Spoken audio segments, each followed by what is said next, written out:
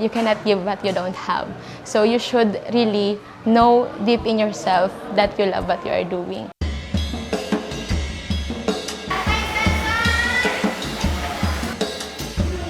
I'm Mary Joy S. Moral, 21 years old. And my nickname, they used to call me here as MJ. So I am a AMA volunteer. So the reason why I volunteer is really a blessing in disguise, because after graduation, I belong to those who doesn't know what to do the next. I decided to volunteer under Associate Missionaries of the Assumption.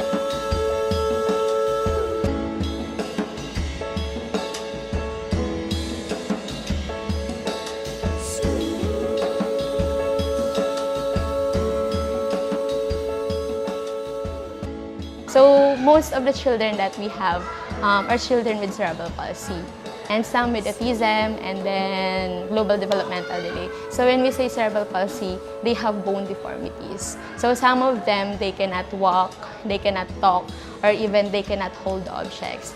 So really, the volunteers, the AMA volunteers, are encouraged to be the body. I remember the car caving in. You saw your mother, you took your shoulder. I held a cigarette as you coalesced.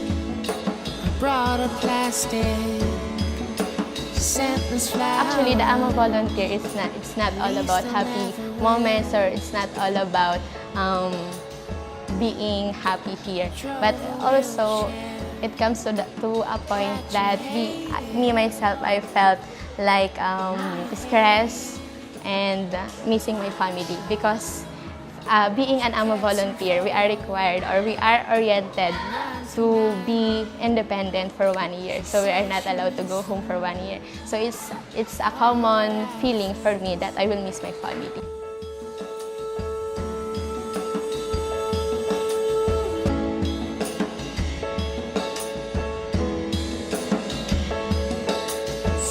Even if I am away from my family, I found a new family here.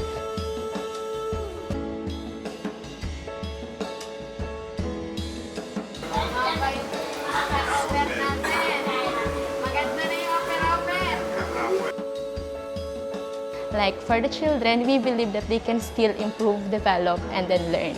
Once they finish the therapist usually give us feedbacks. So the AMA volunteers now, the role of the AMA volunteers now is to continue what are the therapists doing outside. So once they come back to the center, the AMA volunteers will continue the exercises. Songs about you always turn into hymns in dissolution.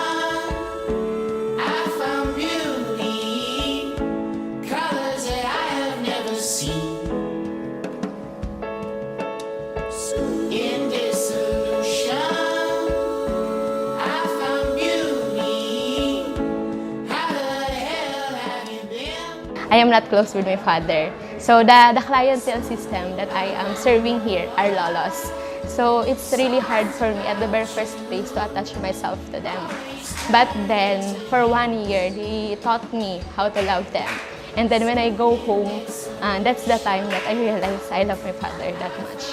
So it's really not me helping them, but they are the one who helped me. So.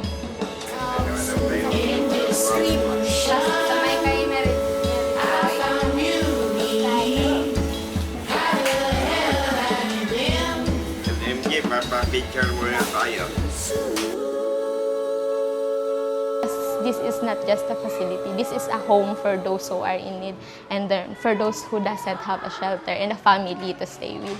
So it's like giving yourself or sharing yourself for those who are in need, and completing them by sharing your love and care for them.